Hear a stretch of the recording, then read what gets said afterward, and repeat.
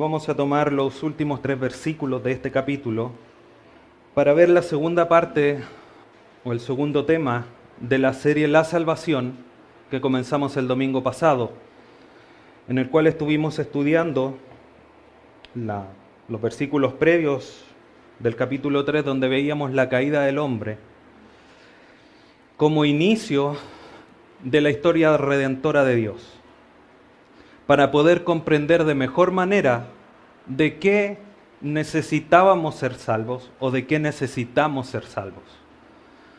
Y revisamos la historia, cómo Dios había dado la orden, la serpiente llegó con un engaño a torcer de alguna manera, de manera suave, pero no menos dolorosa e importante, la palabra de Dios, y todo lo que desencadenó en cuanto a la maldición que Dios proclamó en contra del hombre, de la mujer y también de la serpiente. Con la realidad de, a pesar de esa triste historia de que el hombre había caído, había desobedecido la única orden que Dios le había dado, pero Dios mostró de alguna manera su gracia y su misericordia, levantando una promesa de que de la simiente de la mujer iba a levantarse uno que iba a vencer a la serpiente y la iba a destruir. Pero a pesar de que esas de alguna manera fueron las consecuencias inmediatas, que fueron expulsados, por ejemplo, esa maldición, la consecuencia de la caída del hombre delante de la presencia de Dios, tiene unas consecuencias que perduran en el tiempo. No fueron solamente ahí, de no poder seguir, compartiendo o disfrutando de la comunión que Adán y Eva tenían con Dios, sino que estas consecuencias se perpetuaron en el tiempo, incluso hasta el día de hoy.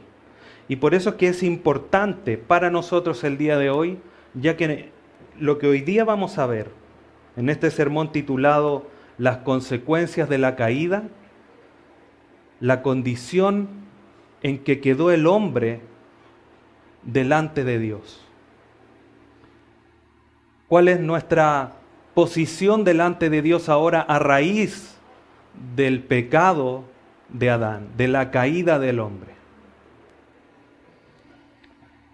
Vamos a leer versículo 22 al 24 de Génesis 3. Y dijo Jehová Dios: He aquí el hombre es como uno de nosotros, sabiendo el bien y el mal. Ahora, pues, que no alargue su mano y tome también del árbol de la vida y coma y viva para siempre. Y lo sacó Jehová del huerto del Edén para que labrase la tierra de que fue tomado. Echó, pues, fuera al hombre y puso al oriente del huerto de Edén querubines y una espada encendida que se revolvía por todos lados para guardar el camino del árbol de la vida. El relato de esta sección, de este capítulo, es interesante cómo Moisés, que es el autor de Génesis, el Espíritu Santo le revela lo que Dios había dicho posterior a haber dado la maldición a los 3 involucrados en esta historia. Y la exclamación del versículo 22 es una exclamación terrible, pero también una exclamación llena de amor y de misericordia de parte de Dios. Partiendo por el hecho de que, si usted no lo ha notado, en el primer capítulo, siempre Moisés cuando escribe habla de Dios, y Dios dijo, hágase la luz, etcétera, etcétera. En el capítulo 2 y 3, cuando Moisés escribe, habla de Jehová Dios. Cambia la forma de referirse. No es Dios creó, pasa a Jehová dijo y Dios hizo. Jehová Dios hizo.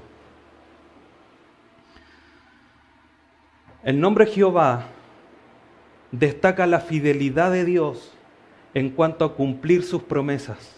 Lo que Dios dijo lo va a cumplir. Y Dios destaca su soberanía y autoridad sobre la creación.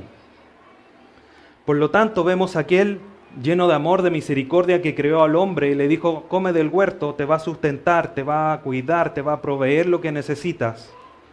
Pero también está el Dios soberano, el que tiene la autoridad sobre todas las cosas creadas sobre la tierra. Este Dios, nuestro Padre eterno, es el que se dirige en esta sección y hace esta exclamación: he aquí el hombre es como uno de nosotros, sabiendo el bien y el mal. Evis Carballosa dice lo siguiente: la justicia de Dios demanda el castigo del pecador.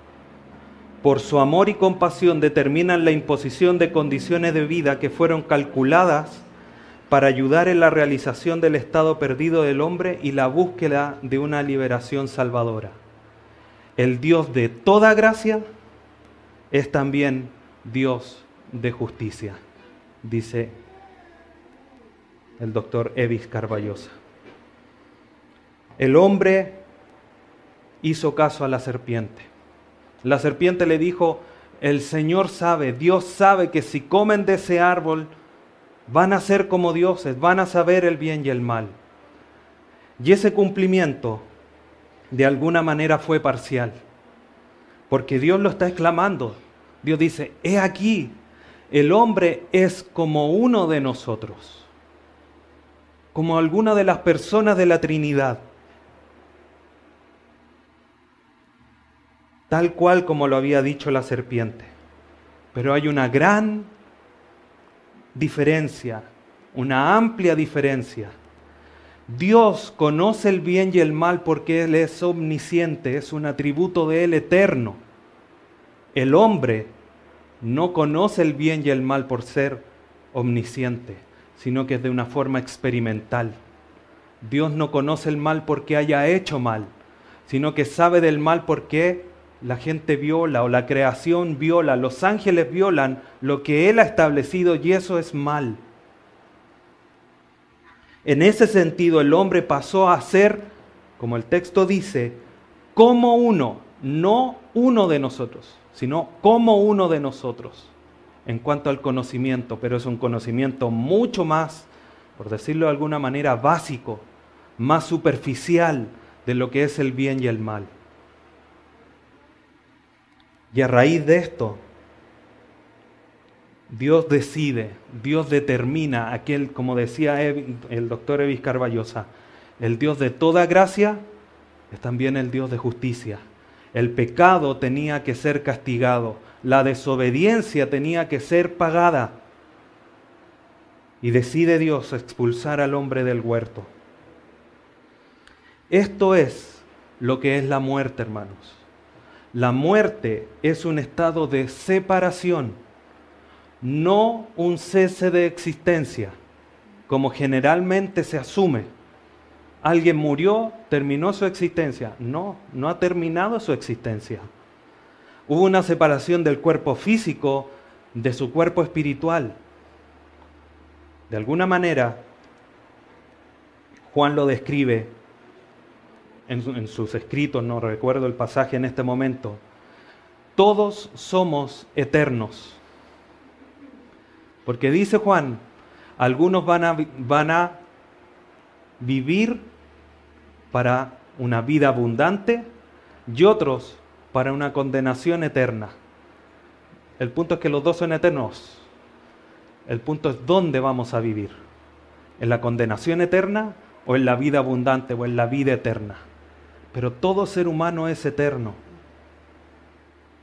Por lo tanto, la muerte física es un estado de separación del cuerpo material, por decirlo así, del cuerpo espiritual. Cuando Dios decide expulsar a Adán del huerto, es una muerte espiritual, porque se separa de su Dios. Y esa es la primera y más conocida, el más conocido resultado del pecado de Adán en el huerto, la muerte espiritual. Tal cual como lo dice Romanos 6:23, la paga del pecado es muerte. Y esa es una descripción de un absoluto que es ineludible. Aquel hombre que peca merece morir. Y en el momento que peca es separado de Dios, en Romanos 3:23, por cuanto todos están destituidos de la gloria de Dios. Todos. Y este juicio fue ejecutado por Dios en Adán y toda la humanidad. Pero decíamos al inicio, Dios mostró su amor y su misericordia. Y uno podría preguntarse, pero ¿cómo demuestra Dios su amor y su misericordia al expulsar a Adán del huerto, aquel lugar, aquel jardín que Dios había creado de una manera especial para que el hombre pudiese vivir, pudiese sustentarse, tener familias, procrear, etc.? Pero la respuesta está en la segunda parte del versículo 22. Ahora pues, que no alargue su mano y tome también del árbol de la vida y coma y viva para siempre. Dios evitó al expulsar, no solamente como un castigo del pecado, sino que al expulsarlo, evitó Dios que el hombre se acercase al árbol de la vida, comiese del árbol de la vida. El árbol de la vida le daba al hombre la vida física. Si el hombre en esta condición caída, en esta condición maldita por Dios, se acercaba al árbol y comía, su estado iba a ser eternamente caída. Esa iba a ser su condición. Y aquí lo exclama bien el Señor, en ese amor y en esa misericordia. No vaya a ser que coma del árbol de la vida y eternamente mantenga esta condición. Echémoslo. Una segunda razón para ser expulsado. Y esto muestra este amor y misericordia no solamente para evitar eso, sino que, como decía el doctor Evis Carballosa, porque está preparando todo. No soluciona el tema de la redención de manera inmediata, lo proclama, lo promete en Génesis 3:15 para un cumplimiento miles de años posterior cuando viniera Jesucristo. Y así hacer posible la futura redención, la futura resolución de este gran problema en la que la humanidad está el día de hoy. Era necesario que Él cumpliese la condena de su pecado fuera del huerto y fuera de Dios. Otra cosa a considerar: la vida del hombre no es algo innato de parte de Dios, de parte nuestra, no es algo que venga de nosotros, es de parte de Dios, porque Dios creó un árbol de la vida del cual el hombre comía y tenía vida. No es propio del hombre, viene de parte de Dios. Se alejó del árbol de la vida el hombre y comenzaron a decaer sus años. Posteriores, obviamente en la historia hay otras situaciones que agregan, digamos, el acortamiento de los años de vida del hombre. De 1000 aproximadamente a lo que hoy día vivimos 80, 70 años, como dice el salmista. Pero la vida no es algo del hombre, sino que es una provisión de Dios. Y noten el versículo 23, este cambio drástico y terrible del estilo de vida en la que el hombre se enfrenta. Y lo sacó Jehová del huerto del Edén para que labrase la tierra de que fue tomado. Antes de la caída el hombre tenía que administrar el huerto. Obviamente tenía que sacar la maleza, por ejemplificarlo así. Cuidarlo, que todo estuviese ordenado. Pero la tierra fácilmente le daba de los frutos. Subía un vapor y regaba todo. Muy distinto a lo que hoy día nosotros vemos. de que llueva. En esa época no llovía, Adán no supo qué es lo que era la lluvia. Eso era antes de la caída. Posterior a la caída, versículo 23 que acabamos de leer, el hombre tiene que labrar la tierra. Antes de la caída, la tierra estaba al servicio del hombre. El hombre cayó, pecó, es maldito por parte de Dios. Ahora el hombre es un servidor de la tierra. El hombre está preso de la tierra, esclavo de la tierra porque tiene que trabajarla, tiene que labrarla para que la tierra no le dé cardos ni espinos, sino que le provea de fruto para el alimento. Por eso Dios le dice, con el sudor de tu frente serás esclavo, tendrás que trabajar esta tierra para que te produzca el alimento. Un cambio drástico del estilo de vida que tiene Adán y Eva. Versículo 24. Echó pues fuera al hombre. Ese echó tiene una contundencia y una fuerza en el texto original, en el hebreo, que es expulsó, lo echó fuera, sin posibilidad de volver. Como se puede decir, cerró la puerta por dentro del Señor y no le dio llaves al hombre para que pudiese volver a entrar al huerto. Y puso al oriente del huerto de Edén querubines y una espada encendida que se revolvía por todos lados para guardar el camino del árbol de la vida. No solamente lo expulsó, aquel Jehová Dios que cumplía sus promesas, pero que tiene toda la autoridad, lo expulsó. Y no solamente cerró la puerta por dentro, sino que puso dos grandes protecciones, querubines, seres angelicales que según los entendidos y a la luz de lo que la palabra nos muestra, son los que resguardan el acceso inmediato a Dios y resguardan la santidad de Dios. ¿Cómo podemos saber eso o deducir eso? Porque son dos los querubines que se tallaron para el propiciatorio, para estar sobre el arca, con sus alas extendidas adelante.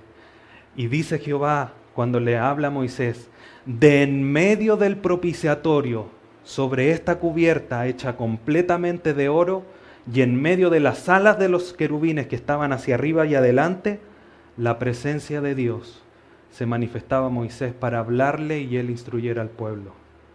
Los guardianes de la presencia del Señor lo entendemos a la luz de este pasaje en Éxodo 25, que son los que resguardan la presencia de Dios. Ellos resguardan ahora la santidad. Nadie se va a acercar. El hombre es pecador, alejado de Dios, muerto espiritualmente, no se puede acercar ahora al árbol de la vida y al árbol del conocimiento del bien y del mal, y a todos los demás árboles que estaban en ese momento ahí. Y otra cosa, una espada encendida que se revolvía por todos lados para guardar el camino del árbol de la vida. ¿Qué es lo que significa esto? La verdad es que es mucha discusión de qué es lo que es, a qué hace referencia. Por lo tanto, solamente nos vamos a quedar con el relato bíblico, que es una espada encendida o una espada de fuego que revolotea. Podríamos deducir que es la palabra del Señor, pero no hay claridad en cuanto a ser categóricos, quizás como lo somos o lo podríamos ser con lo de los querubines, con el pasaje de Éxodo 25. Por lo tanto, hermanos, a la luz de estos pasajes, debemos de considerar lo siguiente. Este relato de Génesis 3, que es un relato terrible en cuanto a la historia humana, nos muestra el juicio de Dios por el pecado. Adán y Eva tenían que obedecer solo una orden de parte de Dios. No coman de ese árbol, del fruto de ese árbol. Y desobedecieron. Dios podría haber dicho, ya, pero era un fruto. Lo comentamos el domingo pasado. Pero Dios considera tan grave el pecado que Él no dejó pasar la instancia y castigó al hombre por su desobediencia y le hizo un juicio. Y eso a nosotros nos debe de hacer considerar. No pensar hoy día, oye, ayer pequé, dije una mentira, no pasó nada. Debemos de considerar que hoy día Dios trata de una manera distinta con el hombre. Él ha entregado a su Hijo y ha reconciliado consigo al mundo de alguna manera, quizás un poco difícil de comprender, no solamente a sus hijos, a quienes han creído en Él, sino que al resto de la humanidad, no de forma completa, lo ha restablecido con Dios. Así lo relata Pablo en una de sus cartas. Pero eso no quiere decir que Dios se aire, se enoje en contra de los que pecan. Este juicio de parte de Dios, entregado, hecho por Dios, no es un juicio que puede deshacer la voluntad humana. Va a sonar un poco chistoso esto, pero son como estos juegos que habían antes, o por el cable, donde hombres tienen que correr por una ruta y escalar, correr por una viga angosta y le dan golpe y tiene que llegar al final. Imagínense a Adán y Eva tratando de llegar al árbol de la vida con una espada cortando así. O sea, el primer paso terminan en cuadritos. Ni una posibilidad de que el hombre pudiese volver a estar en la presencia de Dios, simbolizada en el huerto, porque ahí es donde Dios bajaba a tener comunión con Adán y Eva. Ni una posibilidad de que el hombre pudiese deshacer ese juicio. Por lo tanto, solo queda una demostración, o una salida, mejor dicho, que los efectos de esta desobediencia y de este juicio solamente pueden ser salvados o deshechos de parte de Dios. Por eso fue Dios el que tomó animales e hizo con las pieles vestidos para Adán y Eva. Él fue el que proveyó para que cubriesen su vergüenza delante de Dios. Por lo tanto, podemos decir que si la humanidad iba a ser salva, esa salvación tenía que venir de parte de Dios. La caída de Adán, hermanos, tiene 4 grandes consecuencias hasta el día de hoy. Y la raza humana o la humanidad está inmersa en estas consecuencias. Primero, la culpa del pecado ha sido imputada a toda la humanidad. Así lo dice Romanos 5. Por cuanto, si por el pecado, o sea, el pecado entró por un hombre y ha hecho toda la humanidad, en Adán estaba representado toda la humanidad. Por eso no podemos decir, pero si el que pecó fue Adán, ¿por qué tengo que pagar yo los pecados? Como muchos quizás lo pudiesen pensar. Pero Romanos 5 es claro. Deje una marca en Génesis y vamos a Romanos capítulo 5, vamos a leer algunos versículos de este capítulo para tener esto claro. Romanos capítulo 5, versículo 12, dice así: por tanto, como el pecado entró en el mundo por un hombre y por el pecado la muerte, así la muerte pasó a todos los hombres por cuantos todos pecaron. Pasaje es claro. Versículos 18 y 19 del mismo capítulo. Así que como por la transgresión de uno vino la condenación a todos los hombres, de la misma manera por la justicia de uno vino a todos los hombres la justificación de vida. Porque así como por la desobediencia de un hombre los muchos fueron constituidos pecadores, así también por la obediencia de uno los muchos serán constituidos justos. Entonces, frente a este comentario, a esta respuesta que nos podrían dar de decir, pero si Adán fue el que pecó, no yo, decir sí, pero el que tenía que morir era Adán, no Jesucristo. Y Jesucristo hoy día da la salvación, hoy día da la puerta para que podamos ser justos delante de los ojos de Dios. Eso como respuesta quizá en algún momento de evangelismo. No quedarnos ahí tratar de explicar de esta posición de representativa de Adán en cuanto a toda la humanidad, sino que llevarlo, sí está bien, pero considera lo siguiente: hay uno que vino y murió por todos para dar solución. Y no quedarnos tratando de quizás comprender esto. Esa es la primera gran consecuencia. Segundo, el pecado de la caída está adherido al hombre. Y las generaciones posteriores a Adán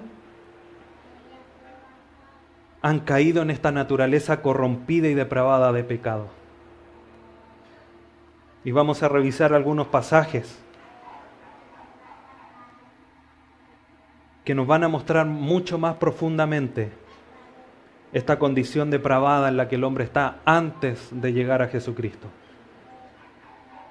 Toda la vida del hombre ha sido afectada, espiritual, física, emocional e intelectual.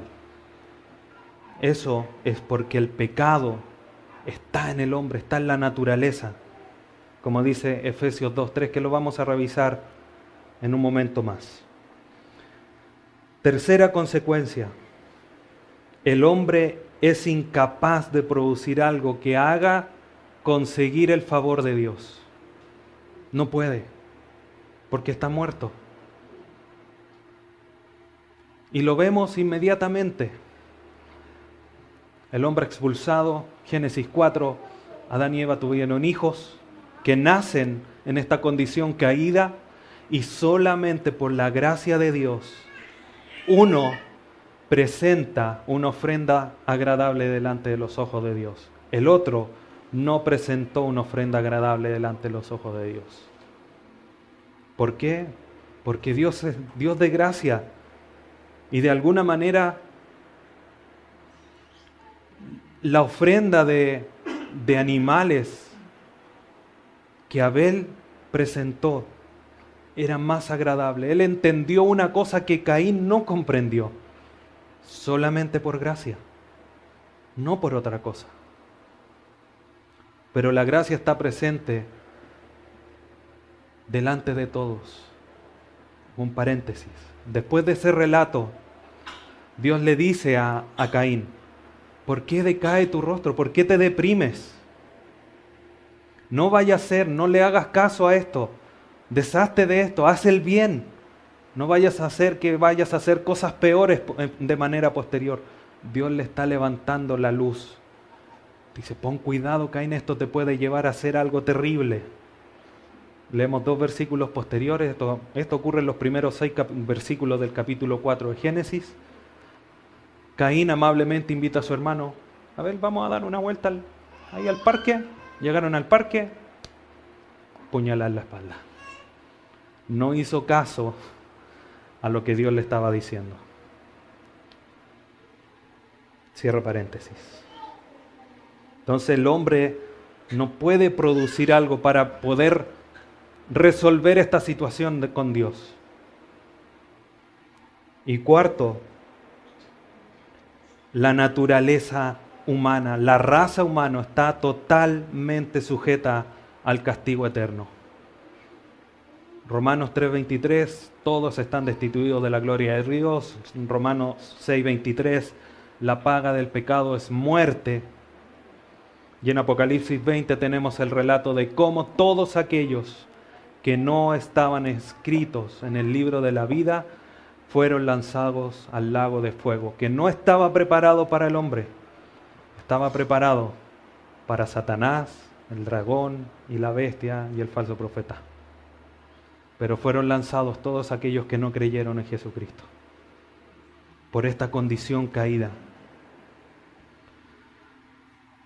Por lo tanto, debemos de considerar esto, hermanos, a la luz de Génesis 3. Estas son las consecuencias. Pero podemos ser aún más específicos. Y es necesario ser más específicos. Porque no solamente es como, bueno, sí, si no creo en Jesucristo, voy a ir a la condenación eterna. Estoy muerto espiritualmente. Es necesario que comprendamos aún más profundamente la condición espiritual terrible. Como dice Isaías, una podrida llaga delante de la presencia de Dios. Cuando cantamos un himno, como el que cantamos antes de la palabra, y decimos, ¿por qué me da de su favor? Tendríamos que estar aquí todos llorando. Y con esto no quiero decir que tengamos que ser emocionales. Pero es que cuando uno entiende la condición caída y deplorable, esa llaga podrida que nosotros éramos antes de creer, es que realmente podemos decir, ¿por qué nos da de su favor? Si no merecemos nada, no solamente estamos muertos espiritualmente, sino que hay otra serie de factores que hacen que seamos, como dice también Isaías, trapos de inmundicia nuestras justicias delante de Dios. Vamos a revisar 3 pasajes que nos van a ayudar a comprender más profundamente esta realidad. Vayamos a Colosenses capítulo 2.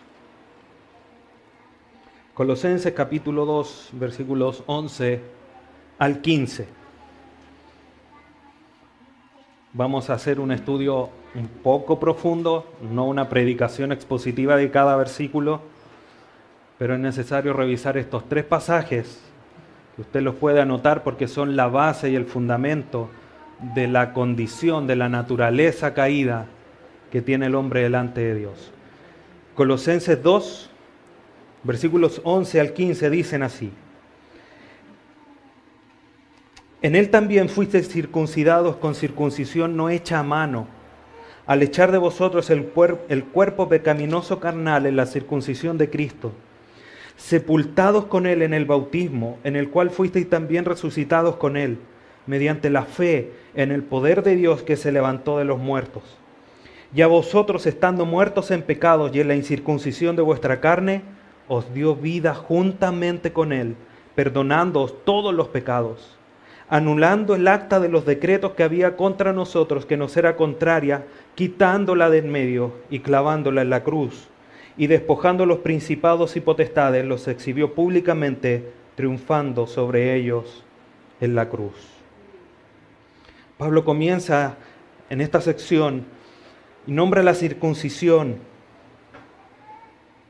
versículo 11, en el que también fuiste circuncidados. La circuncisión que fue mandada por parte de Dios en la ley para todo su pueblo, de alguna manera simbolizaba la necesidad que el hombre tiene de que su corazón sea limpio. Es una imagen externa de una realidad interna.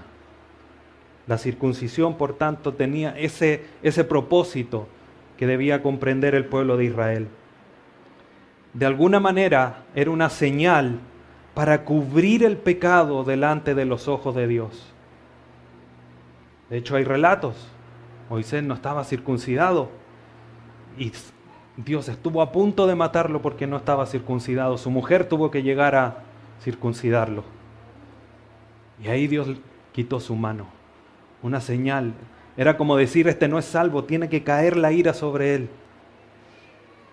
Hoy día nosotros ya no tenemos que circuncidarnos. Pero sí es necesario que Dios, con su poder, circuncide de manera espiritual nuestro corazón. Y eso se realiza al unirnos en Cristo, como lo dice el versículo. En él también fuisteis circuncidados con circuncisión no hecha de mano, o sea, no la que hacía la ley o la que demandaba la ley, al echar de vosotros el cuerpo pecaminoso carnal en la circuncisión de Cristo. Ese cuerpo pecaminoso carnal es el cuerpo que sirve al pecado, como dice Romanos 6. Es un cuerpo que es un cuerpo de muerte, como dice Romanos 8. Ese cuerpo carnal queda destruido, queda sepultado. ¿Dónde? En el bautismo. Por eso, una vez más, es necesario comprender que el bautismo tiene que ser por inmersión. Porque como dice Romanos 6, demuestra la realidad de ser sepultado y de nacer a una nueva vida, salir de la tumba a una nueva vida.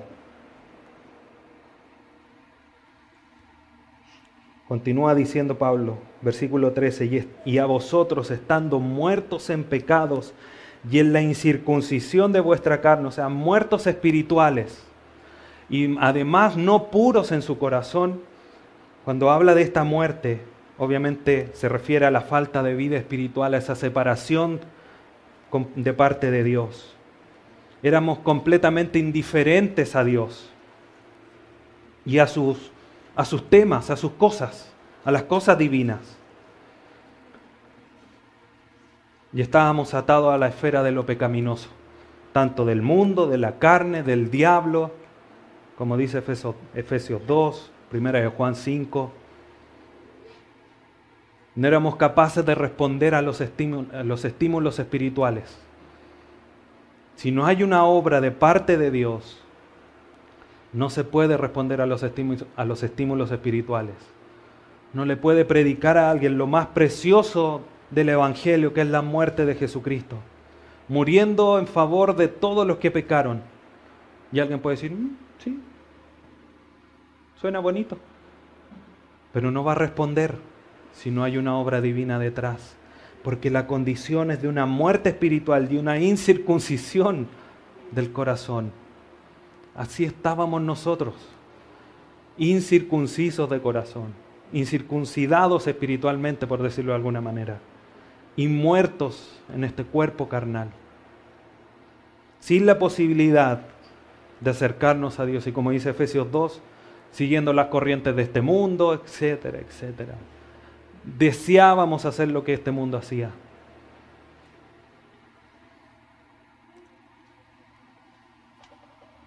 Y a vosotros, estando muertos, versículo 13, pecados y en la incircuncisión de vuestra carne, os dio vida juntamente con Él, perdonando todos los pecados. 14, anulando el acta de los decretos que había contra nosotros. Esa acta de decretos, hermanos, era lo que nos hacía completamente condenable delante de los ojos de Dios. En el texto original o en el lenguaje original hace referencia a un certificado hecho a mano de una deuda donde el deudor reconocía su deuda.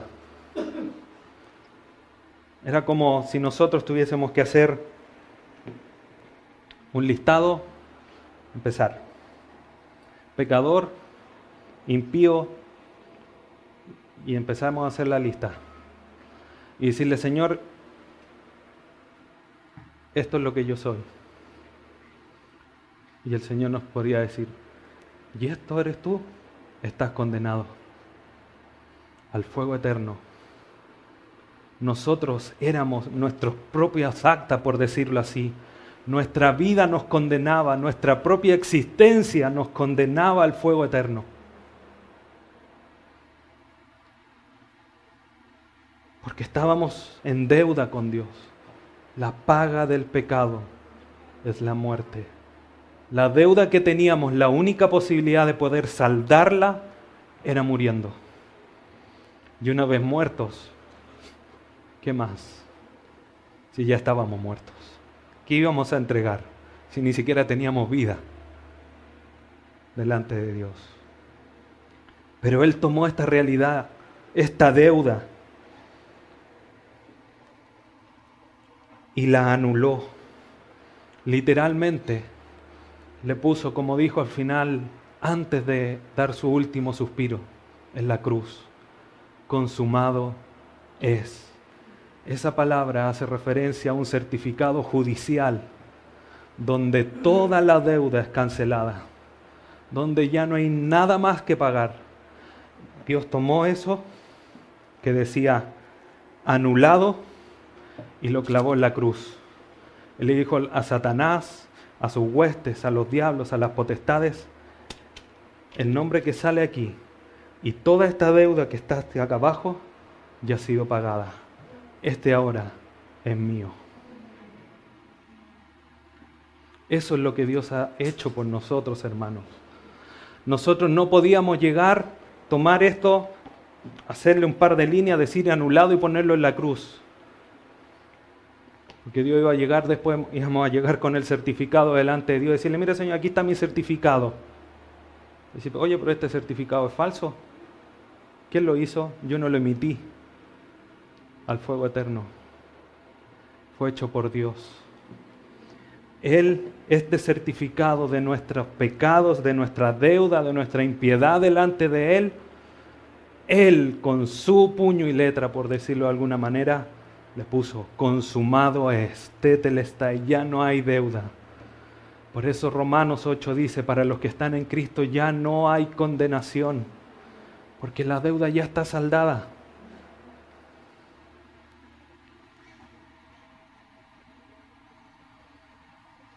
Acompáñame a Efesios capítulo 2. Este pasaje ya lo hemos estudiado. Las predicaciones están en la página, en el canal de YouTube. Si quiere usted profundizar un poco más o recordar más profundamente esto, lo puede volver a escuchar. Pero es necesario tomar algunas porciones de este capítulo para, como decía al inicio, que podamos comprender más profundamente la condición depravada en la que nosotros estábamos. Efesios capítulo 2, versículo del 1 al 3. Efesios 2, del 1 al 3. Y Él os dio vida a vosotros cuando estabais muertos en vuestros delitos y pecados, en los cuales anduviste en otro tiempo siguiendo las corrientes de este mundo, conforme al príncipe de la potestad del aire, el espíritu que ahora opera en los hijos de desobediencia, entre los cuales también todos nosotros vivimos en otro tiempo en los deseos de nuestra carne, haciendo la voluntad de la carne y de los pensamientos, y éramos por naturalezas hijos de ira, lo mismo que los demás. Una vez más nos encontramos con esta palabra, estando muertos, separados de Dios, incapaces de acercarnos a Él, sin ninguna intención de acercarnos a las cosas de Dios. Estando muertos en vuestros delitos y pecados, haciendo alusión como un énfasis a esa multitud de pecados, delitos y pecados eran los que abundaban en nosotros. Hace también referencia a nuestra naturaleza caída. Siguiendo las corrientes de este mundo, todos los valores, todos nuestros parámetros estaban en función de lo que hace este mundo. Las corrientes también nos hablan de la fortaleza del poder que tiene el mundo. Uno cuando se mete a un río, la corriente lo lleva. Si el río es caudaloso, por supuesto, no en esta época donde hay tan poca agua. Pero si vamos al sur, en los ríos donde hay mucha corriente de agua, uno se mete y el río lo arrastra. Así tal cual era nuestra vida. No éramos llevados por la corriente de este mundo, completamente guiados por Satanás, haciendo la voluntad de la carne, haciendo todo lo contrario a Dios. Gálatas 6, las obras de la carne son, ya hace un listado, mas el fruto del Espíritu es. Todas las obras de la carne, haciendo la voluntad de la carne, y eso obviamente está lejos de los deseos, de la voluntad y de los pensamientos que Dios tiene. Lo único que hacíamos era cumplir los requisitos y la exigencia de la carne. La carne nos pedía pecar, allá pecábamos. No deje nada. Acompáñeme a Tito. Después de Timoteo, Tito capítulo 1, versículo 15. Tito 1:15. Todas las cosas son puras para los puros, mas para los corrompidos e incrédulos nada le es puro. ¿Por qué? Pues hasta su mente y su conciencia está corrompida. Cuando Pablo a los de Éfeso le dice Esto éramos por naturaleza, habla de ese nacimiento, tal cual como lo dice David. En pecado me concibió mi madre, no porque la madre de David hubiese pecado, hubiese cometido adulterio, y de ahí nació David, sino porque nació en pecado. David comprendía esto de que en Adán estaba representado y que eso se fue propagando de generación en generación. Por eso David exclama, en pecado me concibió mi madre, y lo vemos reflejado aquí en Efesios 2. Dice, por naturaleza, por nacimiento éramos hijos de ira. Y el último pasaje que vamos a revisar es quizás el más decidor, el más claro, el más concreto en cuanto a la condición caída del hombre. Romanos capítulo 3. Romanos capítulo 3, del versículo 10 al 18, Pablo hace una exposición de todo lo que el hombre es, haciendo una inculpación, mostrando la culpabilidad del hombre. En los primeros 2 capítulos, Pablo, en resumen, hace 2 grandes cosas. Primero, les muestra que no hay unos mejores que otros en cuanto a judíos y a gentiles. Segundo, que están todos bajo pecado. Y una vez que establece eso, les dice, ahora les voy a mostrar la condición deplorable en la que están. Una por una les voy a mostrar. Él sanciona 3 grandes cosas del hombre. Primero, su carácter del versículo 10 al 12. Segundo, las conversaciones en el versículo 13 y 14. Y la conducta del versículo 15 al 18. Y todo esto basado en la misma escritura. Pablo aquí no va, obviamente inspirado por el Espíritu Santo, no es creativo en tratar de inventar, sino que cita las mismas escrituras para mostrar la culpabilidad del hombre. Y aquí, hermanos, nosotros debemos observarnos a nosotros mismos. Muchos podrían decir, yo no era tan malo antes de llegar a Cristo. Pero a la luz de todo esto, hermanos, quizás aquí alguien me podría decir, sí, pero yo nunca mentí. Difícil que nunca. Pero supongamos que sí. Esa obra de no mentir es buena delante de Dios si está naciendo de un árbol que está malo. Y es más, Dios además no solo nos pide no mentir, sino que hay otras cosas que nos pide Dios. Así que si no somos culpables de una, podemos ser culpables de otras 10. Revisemos rápidamente este pasaje. Romanos 8. Mire la profundidad de esto, hermano. Quiero que usted logre meditar y evaluarse. No porque ahora y porque estemos todos perdidos, porque gracias a Dios somos todos salvos en la gracia de Dios. Si hemos creído en Jesucristo. Pero considerando, mirando atrás, es como decía Pablo a los de Éfeso. Recuerden lo que eran antes. Este es un momento preciso para recordar lo que éramos antes de llegar a Jesucristo. No hay justo ni aún uno. ¿Qué quiere decir esto? Que no hay nadie que haga el bien de manera permanente. No hay justo ni aún uno. No hay quien entienda.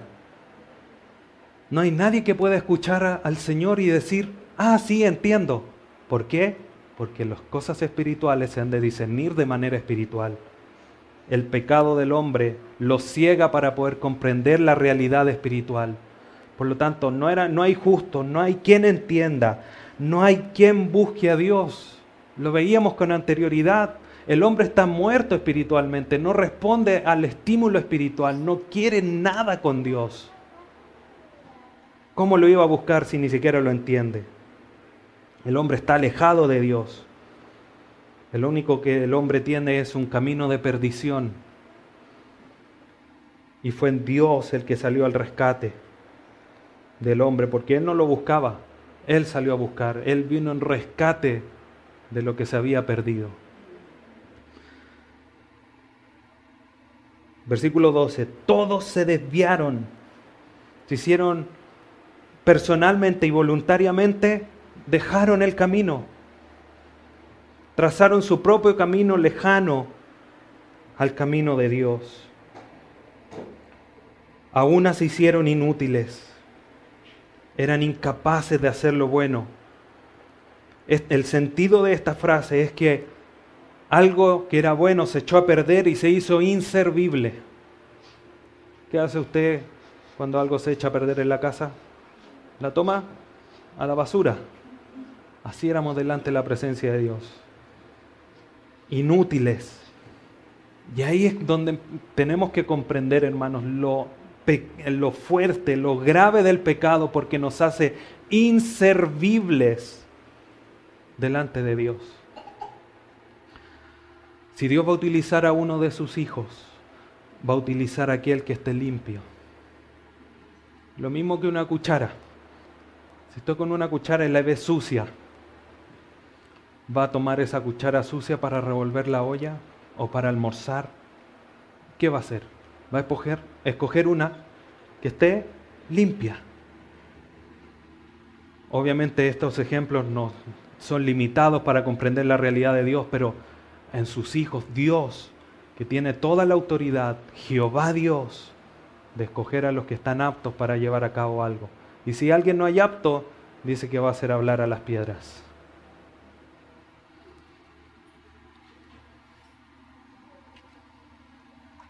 Todos se desviaron, a unas se hicieron inútiles. No hay quien haga lo bueno, no hay ni siquiera uno. Tal cual como el inicio, no hay justo. Nadie puede cumplir lo bueno que Dios demanda. El cuerpo pecaminoso, carnal, como decía Pablo a los de Colosa, hace todo lo opuesto. Nos dejamos llevar por la corriente de este mundo. Versículo 13. Estos primeros versículos nos hablan del carácter. No hay justo, no hay ni uno bueno, no hay quien busque a Dios. Versículo 13 nos habla de las conversaciones. Sepulcro abierto es su garganta. Todo lo que sale del hombre está contaminado. Como dice Jesucristo, no es lo de afuera que contamina al hombre, sino lo que sale dentro de él. La corrupción es innata a nosotros. No hay santidad. De dentro, como dice Mateo 12, salen todas las cosas corruptas y que contaminan al hombre. Con su lengua engañan. El hombre es mentiroso, puede decir palabras suaves, pero son dañinas. Y esto demuestra que el hombre que no ha creído en Jesucristo y que dice mentira es hijo de Satanás. Porque Juan 8 dice que Satanás es padre de mentira. Veneno de áspides hay en sus labios. Las palabras del hombre son destructoras y se comparan con el veneno de la serpiente. Su boca está llena de maldición y de amargura. Y esto obviamente demuestra lo que está en su corazón. De la abundancia del corazón habla la boca. Si en la boca de los impíos hay maldición y amargura, de eso es lo que está lleno su corazón. Versículos 13 y 14 entonces nos hablan de la forma de hablar, de nuestras conversaciones. Versículo 15. Sus pies se apresuran para derramar sangre. Y esto muestra esta progresión del pecado. El hombre comienza a hacer cosas malas, a mentir, a robar y termina matando. Si no es cosa de ver el mismo ejemplo que citábamos, Caín y Abel. Caín mostró una ofrenda, se deprimió, hubo amargura y como le hizo caso hubo una progresión más allá, mató a su hermano. Derramó sangre. 16. Quebranto y desventura hay en sus caminos. Calamidad y ruina. Y eso tal cual como en los días de Noé. Calamidad y ruina. Se casaban, se descasaban, se volvían a dar en casamiento. Así tal cual va a ser cuando venga el Hijo del Hombre, dice Jesucristo en Mateo 24. 17. Y no conocieron camino de paz.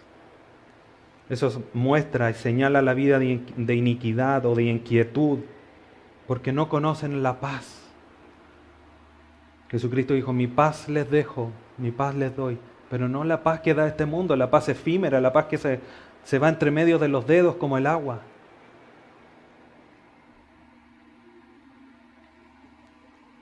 18.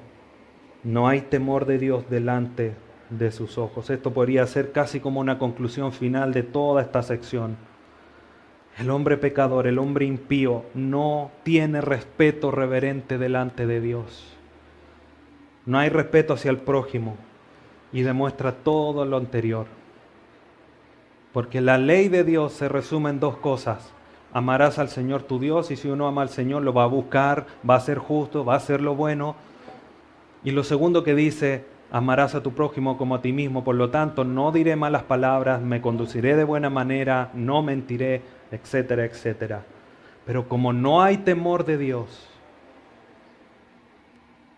no se puede realizar todo lo anterior. Estas son, hermanos, Colosenses, Efesios, Romanos y en suma con Génesis 3, la base firme de la condición en la que está el hombre antes de conocer a Jesucristo.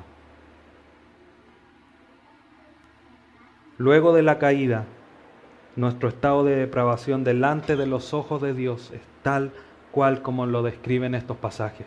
Podríamos sumar algunos más, por supuesto, pero quizás de manera central estos tres pasajes nos muestran cómo somos delante de Dios.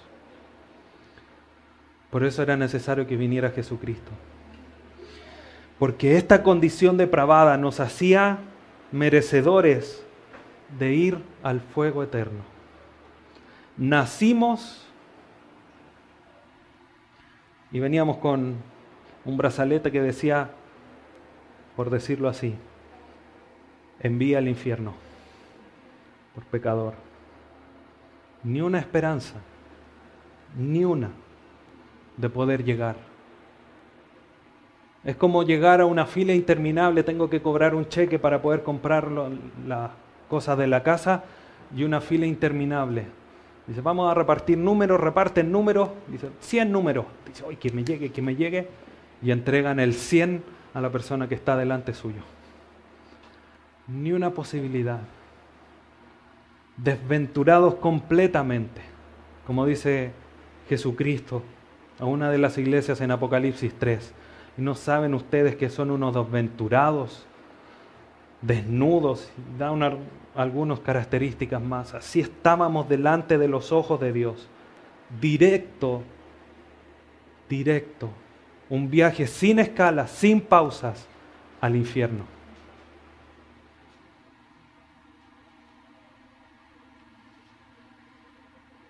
Pero dice el salmista en el Salmo 103. Medita a la luz de todo esto que hemos meditado, hermanos, y que hemos estudiado. Lo que dice el salmista, lo que vamos a leer. Salmo 103. Bendice, alma mía, a Jehová, y bendiga todo mi ser tu santo nombre. Bendice, alma mía, a Jehová, y no olvides ninguno de sus beneficios. Él es quien perdona todas tus iniquidades, tu falta de buscar a Dios, tu lengua mentirosa, tu injusticia, no hacer lo bueno, todas tus iniquidades son perdonadas por Dios. El que sana todas tus dolencias. Así es Jesucristo. Isaías 1 dice, podrida llaga. Isaías 53, llegó todas nuestras culpas sobre Él. Él es el que nos sana para poder llegar como una ofrenda agradable delante de los ojos de Dios. El que rescata del hoyo tu vida.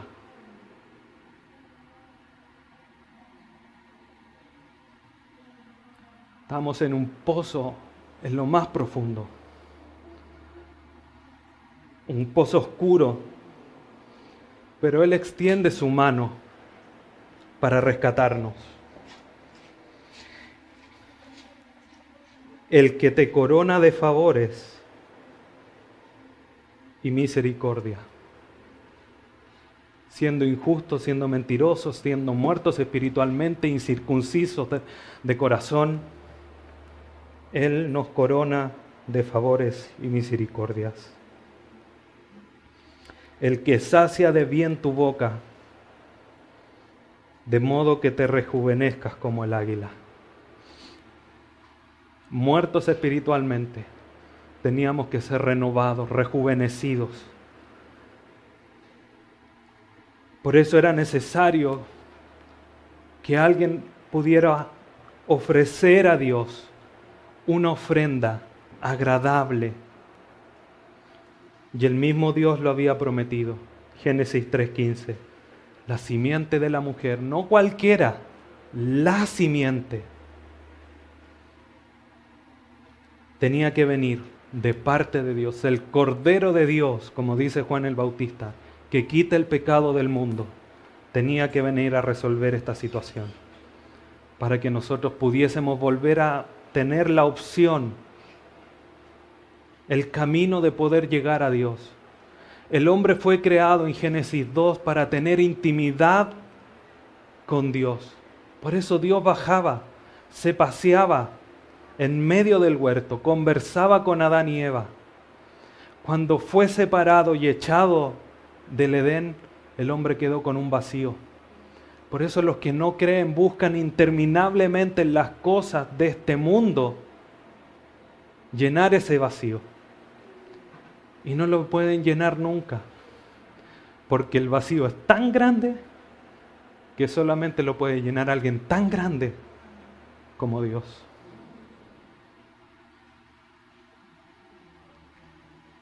Es importante que comprendamos esto, hermano. Como les decía, por eso cuando cantamos y decimos, ¿por qué me da de su favor? Debemos de considerarlo.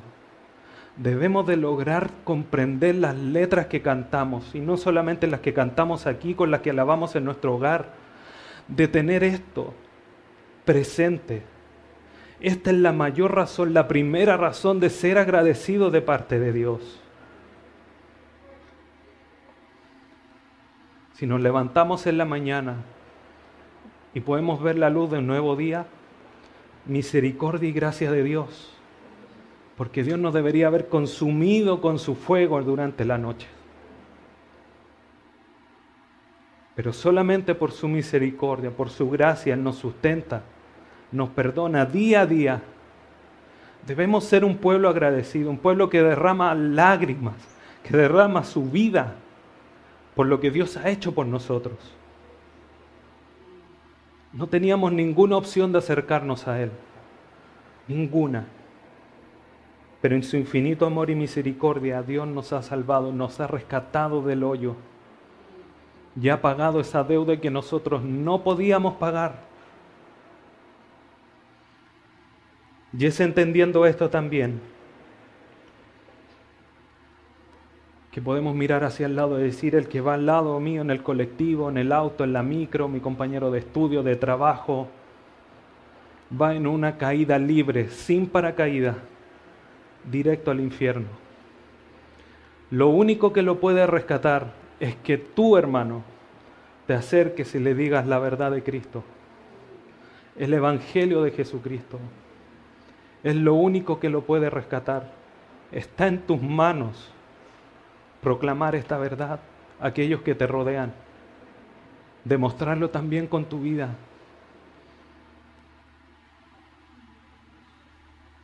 Alguien ponía un ejemplo y con esto termino.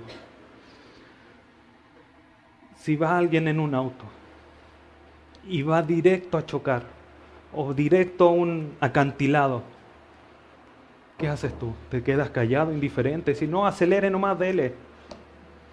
de alguna forma haces señas, te paras delante, le mueves los brazos, le haces cambios de luces, lo que sea para poder alertarlo de ese gran peligro en el que está. Nosotros debemos de considerar la realidad espiritual. Esa persona espiritualmente, como les decía, va a un foso lleno de fuego por una eternidad.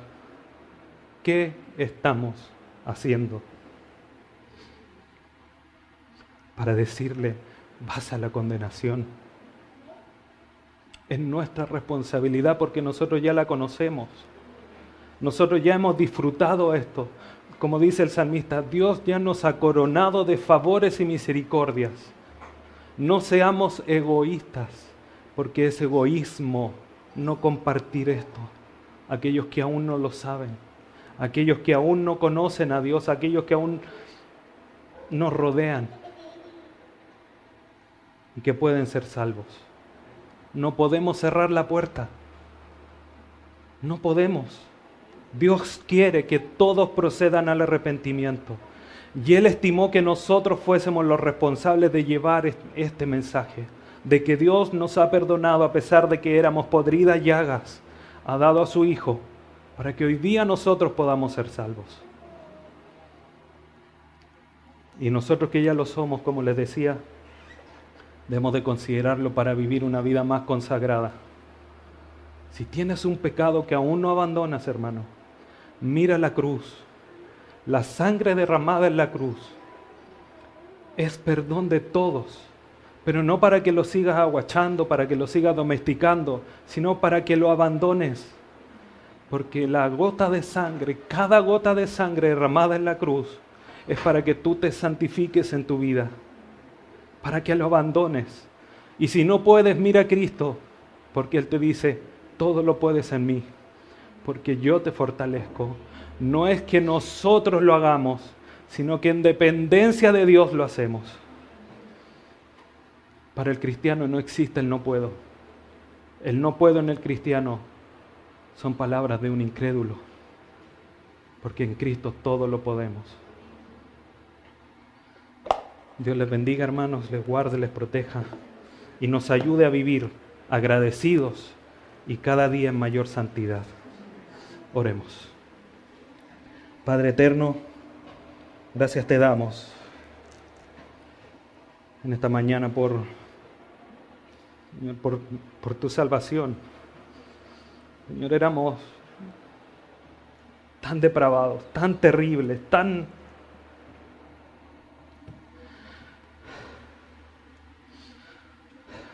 no teníamos valor alguno ante ti.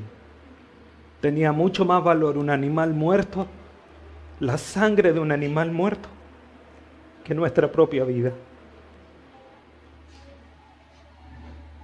Pero a la luz de tu palabra, Señor, te agradecemos, porque hemos visto a Jesucristo y lo iremos comprendiendo, que nos vino a rescatar cumpliendo tu fiel promesa de que vendría de la simiente de Eva, tal cual como lo creyó Adán, de que iba a venir uno y que iba a destruir a la serpiente y le iba a quitar la autoridad que tenía.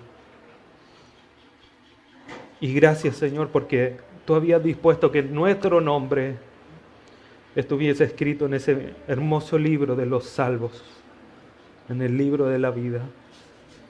Señor, pero lamentablemente pecamos en no considerar este hecho tan grande, tan portentoso tuyo de levantarnos de los muertos para hacernos salvos, acercarnos a ti, de poder acercarnos ante tu trono. Señor, solamente es por misericordia. Y fallamos en ser agradecidos y fallamos en despojarnos de todo el pecado que teníamos, que costó la sangre de nuestro Salvador en la cruz. Ayúdanos a considerar esto todos los días que nos queden de nuestra vida en esta tierra, para vivir en forma agradecida, vivir de una manera más santa y por supuesto que también vivir una vida con ojos de evangelio, con vista de evangelista, para mirar a aquellos que se pierden y que aún no te conocen y que nos rodean tan cercanamente. Es nuestra responsabilidad. Somos deudores con ellos porque tú ya nos has perdonado. Así también debemos de buscar que su vida sea perdonada también por tu palabra, por todo lo que tú eres. Gracias te damos, Dios bendito. Gracias por tu palabra, por la salvación, por todo lo que nos das. Gracias porque nos coronas con favores y misericordia a pesar de todo lo que somos, por medio de tu Hijo Jesús, nuestro Salvador. Amén.